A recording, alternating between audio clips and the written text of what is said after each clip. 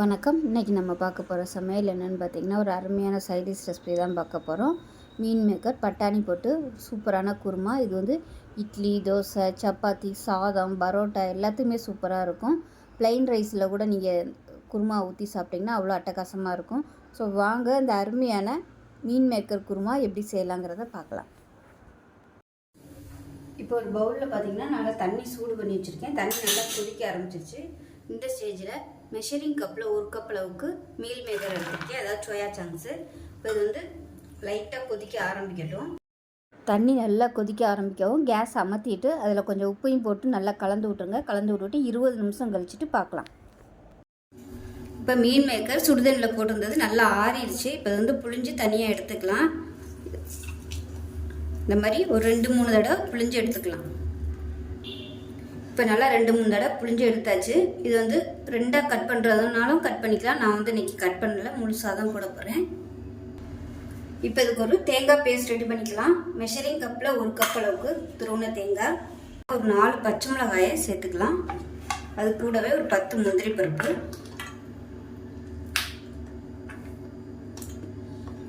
ஒரு ஏலக்காய், 3 கிராம்பு சேர்த்துக்கலாம்.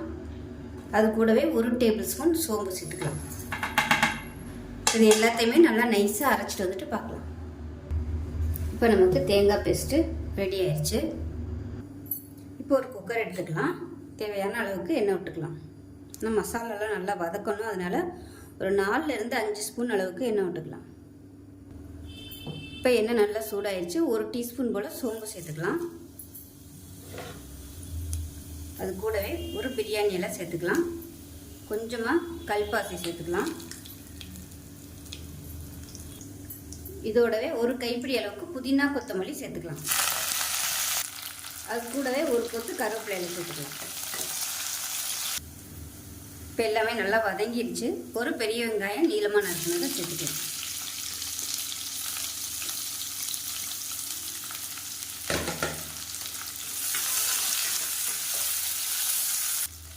வெங்காயம் வதங்குறதுக்கு உப்பு சேர்த்துக்கலாம்.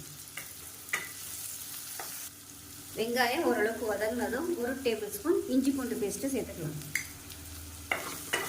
நீங்கள் வந்து தேங்காய் பேஸ்ட் அரைக்கையிலேயே இஞ்சியும் பூண்டும் சேர்த்துக்கோங்க. நான் வந்து இஞ்சி பூண்டு பேஸ்ட் எப்பயுமே இருக்கும், அதனால் இஞ்சி பூண்டு பேஸ்ட்டாக சேர்த்துருக்கேன். இல்லைன்னா நீங்கள் தேங்காய் அரைக்கையிலே சேர்த்துக்கோங்க. இஞ்சி பூண்டு பேஸ்ட்டு நல்லா வதங்கிடுச்சு. இதில் மீடியம் சைஸாக 2 தக்காளி பொடியாக கட் பண்ணதை சேர்த்துக்கலாம்.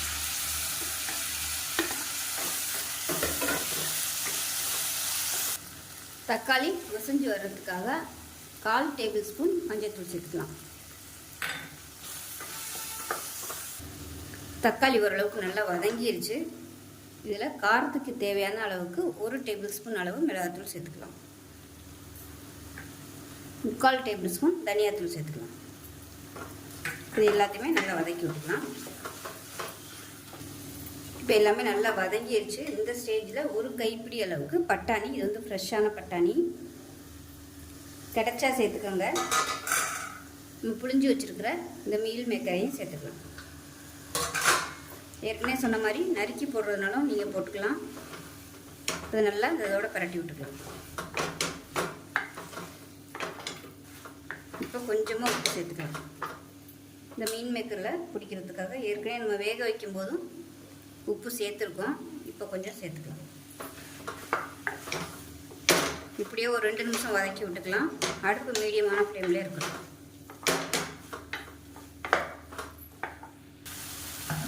இப்போ எல்லாத்தையும் நல்லா பரட்டியாச்சு. இப்போ நம்ம அரைச்சி வச்சுருக்கிற தேங்காய் பேஸ்ட்டை சேர்த்துக்கலாம். தேங்காய் பேஸ்ட்டை சேர்த்து ஒரு 2 நிமிஷம் வதக்கி விட்டுக்கலாம். உடனே தண்ணி ஊற்றிட வேணாம்.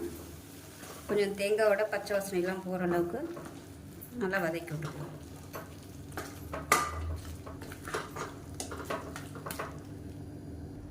இப்போ ஒரு 2 நிமிஷம் நல்லா வதக்கியாச்சு. இப்போ மிக்ஸி அலசிட்டு தண்ணி சேர்த்துக்கலாம். சேர்த்துட்டு இப்போ தேவையான அளவுக்கு தண்ணி சேர்த்துக்கலாம். நான் வந்து கொஞ்சம் சூடு பண்ணி வச்சுருக்கிறேன் தண்ணி.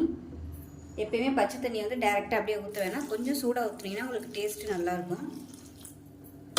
ஒரு 2 டம்ளர் அளவுக்கு தண்ணி ஊற்றிருக்கேன். திக்னஸ் பார்த்துக்கிட்டு தண்ணி ஊற்றிக்கலாம் கலந்துட்டு. இப்போ உப்பு கொஞ்சம் கம்மியாக இருக்குது, உப்பு சேர்த்துக்கலாம். அதோட தண்ணியும் கொஞ்சம் சேர்த்துக்கலாம். சப்பாத்திக்குலாம் கொஞ்சம் கெட்டியாக வச்சுக்கோங்க. நான் வந்து இன்றைக்கி இட்லிக்கு தான் அதை வந்து சர்வ் பண்ண போகிறேன். அதனால் கொஞ்சம் தண்ணியாகவே வச்சுக்கிறேன். நல்லா கலந்து விட்டுடலாம். இதில் வந்து 1 டேபிள் ஸ்பூன் அளவுக்கு தயிர் சேர்த்திங்கன்னா இன்னும் நல்லா டேஸ்ட்டாக இருக்கும். நான் வந்து சேர்க்கலை. சேர்த்திங்கன்னா உங்களுக்கு டேஸ்ட்டு சூப்பராக வரும். இப்போ குக்கரை மூடி வச்சிடலாம். மூடி வச்சுட்டு நல்லா ஒரு 3 விசில் விட்டுட்டு ஸ்டீம் போனதுக்கப்புறம் பார்க்கலாம். இப்போ குருமா எப்படி இருக்குன்னு பார்க்கலாம்.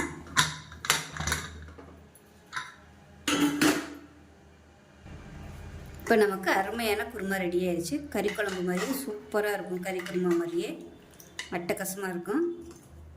இது வந்து இட்லி, தோசை, சப்பாத்தி, பரோட்டா எல்லாத்துக்குமே சூப்பராக இருக்கும். அது இந்த ஸ்டைலில் வச்சு சாப்பிட்டிங்கன்னா மட்டன் மாதிரியே இருக்கும்.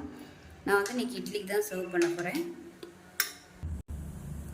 சுட சுட இட்லி ரெடியாக இருக்குது.